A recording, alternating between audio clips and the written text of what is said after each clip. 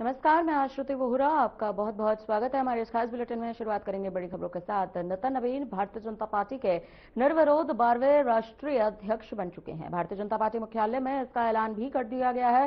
इस मौके पर पीएम मोदी ने उनका माला पहनाकर खास स्वागत किया। कहा कि सबसे बड़े राजनीतिक दल के अध्यक्ष चुने जाने पर बहुत बहुत बधाई और शुभकामनाएं। इसके साथ ही पीएम मोदी ने कार्यक्रम में क्या कुछ कहा है, आइए आपको सुनवाते हैं। इस वर्ष जनसंघ की स्थापना को 75 वर्ष हो रहे हैं और मैं आज इन 75 वर्ष लगातार लक्षावधि कार्यकर्ताओं ने, अनेक परिवारों ने, अनेक पीढ़ियों ने जो त्याग, तपस्या और बलिदान दिए हैं, मैं उनको आदरपूर्वक नमन करता हूं। जनसंघ रूपी वटवृक्ष से ही भाजपा का जन्म हुआ और भाजपा दुनिया के सबसे बड़ा राजनीतिक दल बन चुकी है। और ये सिर्फ भाजपा के कार्यकर्ताओं के लिए गौरव का विषय है, इतना नहीं है। देश के राजनीतिक समीक्षकों को, दुनिया को ये बात बतानी चाहिए कि भारत एक ऐसा देश है जिसकी रगों में इसकी मजबूती से लोकतंत्र चल रहा है, कि जहां दुनिया की सबसे बड़ी पॉलिटिकल पार्टी है। साथियों, बीजेपी एक संस्कार है। बीजेपी एक परिवार है। हमारे यहां मेंबरशिप से भी ज्यादा रिलेशनशिप होती है। बीजेपी एक ऐसी परंपरा है जो पद से नहीं, प्रक्रिया से चलती है। हमारे यहां पदभार एक व्यवस्था है और कार्यभार ये जीवन भर की जिम्मेदारी है। हमारे यहां अध्यक्ष बदलते हैं, लेकिन आदर्श नहीं बदलते। नेतृत्व बदलता है, लेकिन दिशा नहीं बदलती। साथियों, भाजपा का स्वरूप नेशनल है। भाजपा का स्पिरिट नेशनल है, क्योंकि हमारा जुड़ाव लोकल है। हमारी जड़ें जमीन के नीचे गहरी है। इसलिए भाजपा रीजनल एस्पिरेशन को प्लेटफॉर्म देती है, उन्हें नेशनल एम्बिशंस का आधार बनाती है। और इसलिए आज देश के कोने कोने के लोग भाजपा के साथ हैं, भाजपा के साथ जुड़ रहे हैं। और इतना ही नहीं, जो भी अपनी राजनीति का प्रारंभ करना चाहता है, उसको भी भाजपा का प्रवेश द्वार सबसे उत्तम, सबसे सुरक्षित लगता है।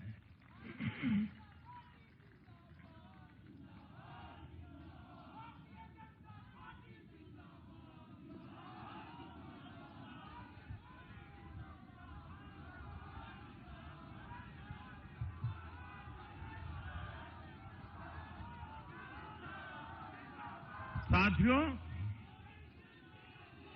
जनता जनार्दन की सेवा ये हमारे लिए हमेशा सर्वोपरि रही है।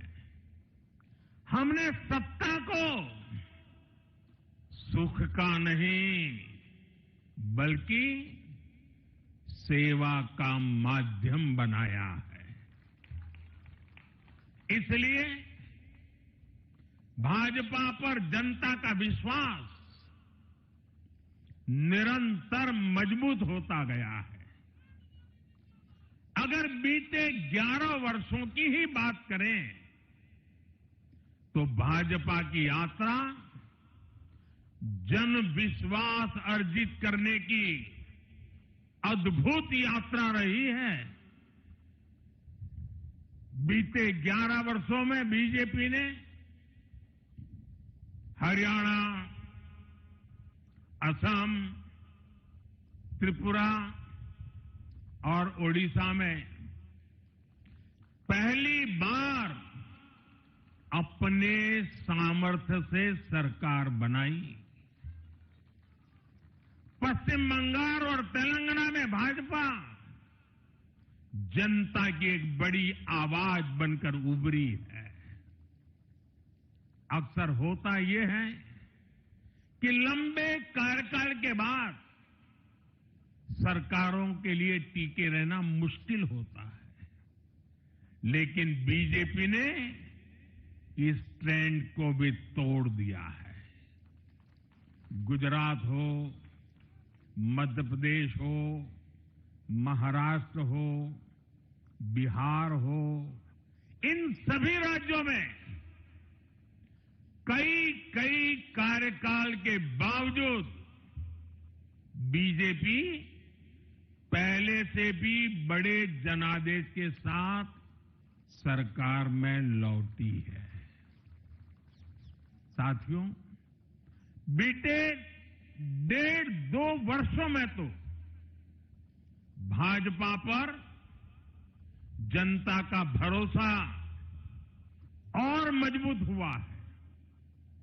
विधानसभा हो या स्थानीय निकाय, बीजेपी की स्ट्राइक रेट अभूतपूर्व रही है। इस दौरान देश में 6 राज्यों में विधानसभा चुनाव हुए हैं। इनमें से 4 चुनाव बीजेपी एनडीए ने जीते हैं। साथियों, आज भाजपा सिर्फ संसद और विधानसभा की नहीं बल्कि नगर पालिकाओं और नगर निगमों में भी पहली पसंद है। और इसका ताजा उदाहरण अभी हमारा महाराष्ट्र है। हाल में जो मेयर और पार्षदों के चुनाव परिणाम सामने आए, अभूतपूर्व है। बीजेपी महाराष्ट्र के स्थानीय निकायों में नंबर 1 पार्टी बनी है। कुल 29 में से 25 बड़े शहरों की जनता ने बीजेपी एनडीए को चुना है। कुल जितने पार्षद जीते हैं उनमें से 50% बीजेपी के हैं। ऐसे ही केरला में भी आज बीजेपी के करीब 100 पार्षद हैं। केरला की राजधानी तिरुअनंतपुरम की जनता ने मेयर चुनाव में 45 साल बाद लेफ्ट से सत्ता छीनी और भाजपा पर भरोसा किया। मुझे पूरा विश्वास है कि आने वाले विधानसभा चुनावों में भी लोग केरला में बीजेपी को अवसर जरूर देंगे। साथियों, बीजेपी निरंतर जीत रही है, उसका विस्तार हो रहा है।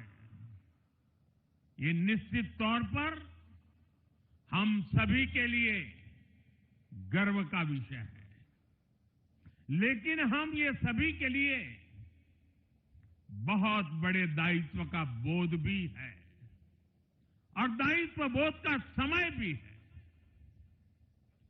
कभी भाजपा ने पार्टी विद अ डिफरेंस के रूप में अपनी यात्रा शुरू की थी। आज बीजेपी पार्टी ऑफ गवर्नेंस भी है। देश ने के आजादी के बाद शासन के अलग अलग मॉडल देखे हैं। कांग्रेस के परिवारवाद का मॉडल, लेफ्ट का मॉडल, क्षेत्रीय दलों का मॉडल, अस्थिर सरकारों का दौर, ये सब मॉडल देख चुका है। लेकिन आज देश स्थिरता, सुशासन और संवेदनशीलता वाला भाजपा का विकास मॉडल देख रहा है।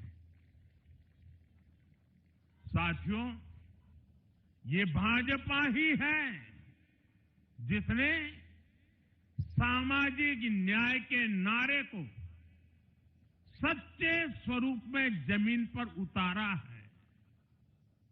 हमने गरीब कल्याण की योजनाओं को सरकारी फाइलों से निकालकर गरीब के घर तक पहुंचाया है।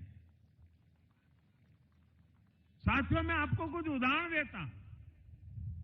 आजादी के 70 वर्ष बाद सिर्फ 3 करोड़ ग्रामीण परिवारों तक ही पाइप से पानी पहुंच पाया था। माताओं बहनों की पीड़ा, पानी के लिए उनके संघर्ष की सूद लेने वाला कोई नहीं था। और मुझे याद है, मैं जब गुजरात में राजनीतिक क्षेत्र में नहीं आया था, सामाजिक जीवन में काम करता था, तो हमारे यहाँ एक धंधुका करके स्थान है, वहां मैं जाता था तो वो मुझे वहां के लोग कहते थे कि आप यहां रात को मत रुकिए और जब भी आपका दौरा हो तो सुबह 10 बजे के बाद आइए।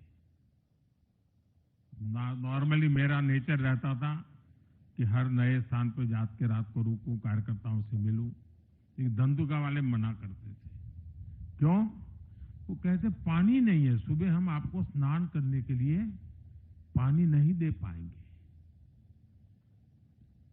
वहां तो कहावत चलती थी कि बेटी को बंदूकें दो लेकिन धंधुके मत दो, यानी उसको बंदूक लगा मार दो लेकिन धंधुके में शादी मत करो। पानी नहीं था।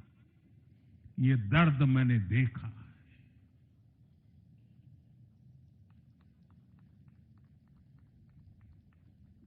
मैं धरती की सच्चाई से जुड़ा था।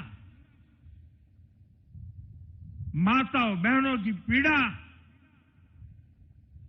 अपनी आंखों के सामने देखी थी। और तब हम जल जीवन मिशन लेकर आए और सिर्फ 5-6 साल में 12 करोड़ से ज्यादा परिवारों को नल से जल की सुविधा से जोड़ा।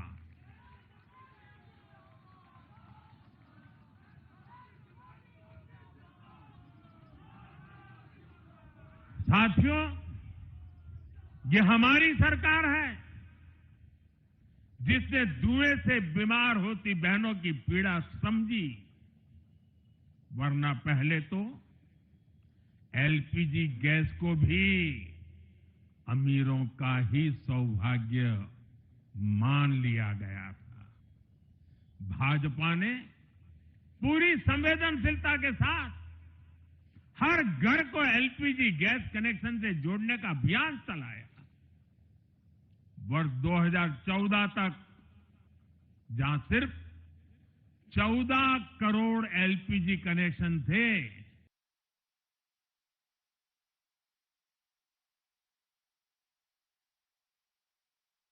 लालिया रुकते एक छोटे से ब्रेक के लिए। ब्रेक के उस पार खबरों का सिलसिला जारी रहेगा।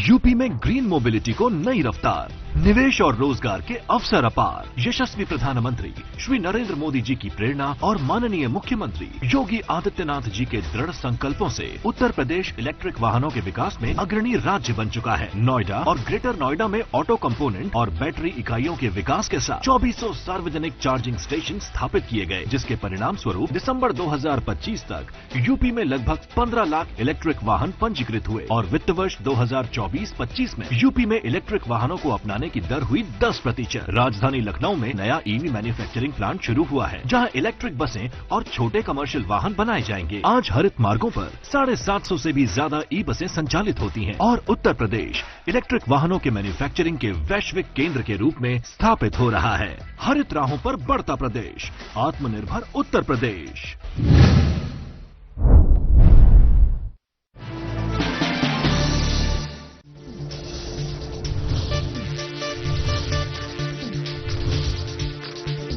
साधना इंस्टीट्यूट के छात्र हर साल नए नए जगहों पर नए नए संस्थानों पर काम करने के लिए जाते हैं, उन्हें प्लेसमेंट मिलता है और साथ ही साथ वो संस्थानों का और साधना इंस्टीट्यूट का नाम भी रोशन करते हैं। तो अगर आप इलेक्ट्रॉनिक मीडिया मास कम्युनिकेशन में अपना करियर बनाना चाहते हैं तो साधना इंस्टीट्यूट आपके लिए एक सबसे बढ़िया विकल्प है।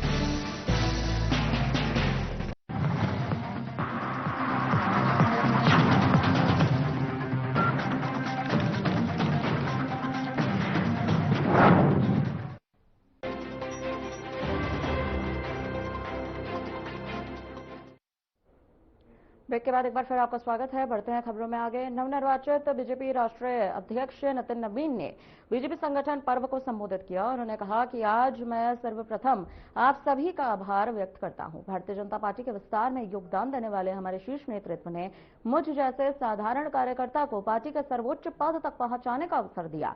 इसके लिए मैं आप सभी को प्रणाम करता हूं। मैं इसके लिए आज आपका इसलिए भी अभिनंदन करता हूं क्योंकि आपके कार्यकाल में मैंने देखा कि जो भाजपा की सोच रही है सर्वव्यापी और सर्वस्पर्शी, आपने उस सोच के साथ काम किया। आपने जो मूल मंत्र दिया, सबका साथ, सबका विकास, सबका विश्वास, सबका प्रयास, आज देश का हर पूरा जनमानस उसके साथ अपने आप को जोड़कर देख रहा है। मैं आज इस अवसर पर पुनः पूरे आदर और सम्मान के साथ अपने निवर्तमान अध्यक्ष जेपी नड्डा जी का अभिनंदन करता हूं, इसलिए कि पिछले कार्यकाल में मैंने देखा कि किस प्रकार से संगठन को आपने भूतपूर्व रूप से विस्तार खुद करते हुए किया। साथ ही साथ कार्यकर्ता आधारित कैसे राजनीति हो, इसको आपने बढ़ाया। और अभी बहुत बड़ी बात हम लोगों सब लोगों ने देखा, जिस कोरोना कालखंड में एक एक व्यक्ति अपने घर के अंदर महफूज हो रहा था, उस समय सेवा के उस परंपरा को, सेवा की संस्कृति को आपने जिस प्रकार से समाज में भाजपा कार्यकर्ताओं से आह्वान किया कि आप जाइए, आगे बढ़िए और सेवा के भाव से इस देश में कोरोना कालखंड में लोगों की सेवा कीजिए। पूरा संगठन आपके साथ खड़ा रहा। माननीय प्रधानमंत्री जी का जो निर्देश था उसको आपने जिस तरीके से लागू किया वो हम सब कार्यकर्ताओं के लिए अनुकरणीय हुआ। और मैं इसलिए उस समय को याद करता हूं कि जब विपक्ष के लोग घर में दुबके थे और भाजपा कार्यकर्ता हर काल कोरोना के पीड़ितों की सेवा में लगा था, वो कहीं ना कहीं माननीय प्रधानमंत्री जी का यशस्वी नेतृत्व था, आपका मार्गदर्शन था, तभी हम उस कालखंड से, उस आपदा से निकलकर बाहर आ पाए। मैं आज इस अवसर पर पार्टी के अपने पूर्व के सभी राष्ट्रीय अध्यक्ष को स्मरण भी करता हूं और हमारे कई राष्ट्रीय अध्यक्ष जो यहां पर बैठे हैं, मैं उनका भी अभिवादन करता हूं। मैं देखा हूं 2006 में मैं पहली बार जब विधायक बना, उस कालखंड से लेकर किस प्रकार माननीय हमारे पूर्व के राष्ट्रीय अध्यक्ष राजनाथ सिंह जी ने पार्टी के कामों को हमेशा हर कार्यकर्ता से जुड़ने का प्रयास किया। मैंने जब नितिन गडकरी जी को देखा तो मैंने देखा कि किस प्रकार से संगठन के हर मोर्चा और सेल को उन्होंने गढ़ने का काम किया। और मैंने जब गृह मंत्री जी को राष्ट्रीय अध्यक्ष के रूप में देखा तो बूथ तक के कार्यकर्ताओं की चिंता करते हुए मैंने उनको देखा। मैंने उनको इस रूप में देखा कि किस प्रकार से आज पार्टी का जिस स्थान पे हम लोग आज खड़े हैं, कार्यालय कार्यकर्ता के लिए मैं कह सकता हूं तीर्थ स्थान होता है, और जहां से कार्यकर्ता अपनी ताकत पाता है, उस कार्यालय को भी आपने किस प्रकार से पूरे देश में निर्माण करने की योजना बनाई और आज हर बूथ का कार्यकर्ता अपने आप को उस तीर्थ पर जाकर अपने आप को धन्य महसूस करता है। मैं आज अपने पूर्व के सभी राष्ट्रीय अध्यक्षों को इस अवसर पे बहुत बहुत अभिनंदन करता हूं और साथ ही साथ उन सबको स्मरण करते हुए उनका आभार व्यक्त करता हूं कि उन्होंने पार्टी को इस मुकाम तक पहुंचाने में बहुत बड़ा योगदान दिया है। मैं आज नमन करता हूं उन लाखों कार्यकर्ताओं को जिन्होंने पार्टी का संगठन, राष्ट्रवाद के विचार और भारत माता की मान बढ़ाने के लिए अपना जीवन न्यौछावर किया। आज उनकी तपस्या और त्याग, मैं उस भूमि से आता हूं जहां महात्मा बुद्ध, महावीर, चाणक्य, सम्राट अशोक, आर्यभट्ट, गुरु गोविंद सिंह, जेपी, राजेंद्र बाबू और जननायक कर्पूरी ठाकुर की वो भूमि को भी मैं नमन करता हूं। उस पाटलिपुत्रा की भूमि को भी नमन करता हूं। साथ ही साथ इस अवसर पे मैं अपने माता और पिता को भी निश्चित रूप से स्मरण करते हुए उनको नमन करता हूं, क्योंकि कहीं ना कहीं आज मेरे व्यक्तित्व में किसी एक शख्सियत का मैं मानता हूं तो निश्चित रूप से मेरे माता पिता का संस्कार, पार्टी का विचार और कहीं ना कहीं मेरे बड़ों का मार्गदर्शन मुझे यहां तक पहुंचाया है। बढ़ते हैं खबरों में आगे। मुख्यमंत्री योगी आदित्यनाथ ने प्रधानमंत्री आवास योजना शहरी 2.0 के अंतर्गत 2 लाख लाभार्थियों के बैंक खातों में लगभग 2000 करोड़ रुपए की अनुदान राशि सीधे वितरित की है। जौनपुर में प्रधानमंत्री आवास योजना शहरी 2.0 के तहत कुल 3059 आवास स्वीकृत किए गए। इन लाभार्थियों के खातों में प्रथम किश्त की धनराशि भेजी गई। साथ ही स्वीकृत आवासों के प्रमाण पत्र भी वितरित किए गए हैं। अच्छा, ये बताइए कि आप ये बताइए कैसे लग रहा है आपको मकान मिलने पर? खुशी है?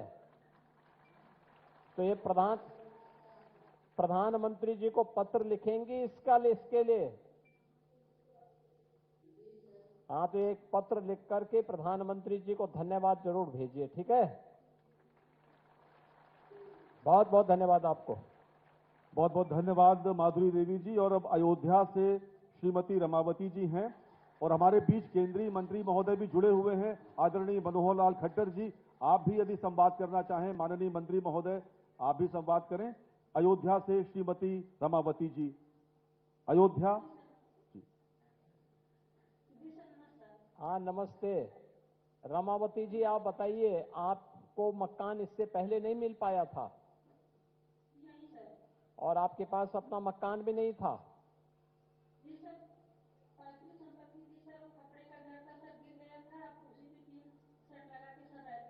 अच्छा, ये बताइए कितने परिवार में कौन कौन लोग हैं?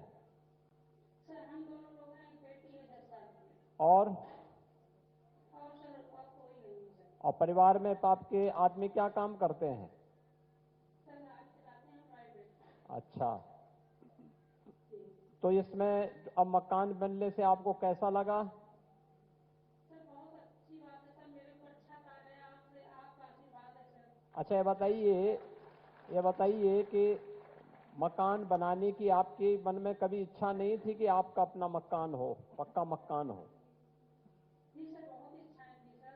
तो कुछ आज आपने पूरा कर दिया सर। ये इसके लिए देखिए, ये सभी कुछ हुआ है प्रधानमंत्री मोदी जी के आशीर्वाद से। एक पत्र जरूर लिखना मोदी जी को कि आपके कारण हमें मकान मिल गया है, इसके लिए हम आभार व्यक्त करते हैं। और ये पैसा जो जा रहा है, इस पैसे का उपयोग मकान बनाने के लिए ही करना, ठीक है ना? हाँ, ऐसा ना हो कि इधर उधर कहीं खर्च कर दे कोई। हाँ, अपने मर्द पर थोड़ा कंट्रोल रखना है।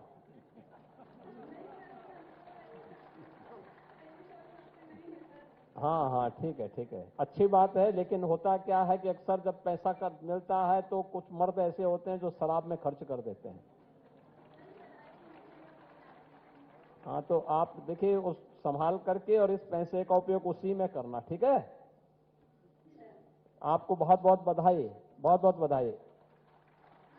अयोध्या से अब हम चलते हैं जनपद अलीगढ़ की ओर। अलीगढ़ से श्रीमती पूनम चौधरी।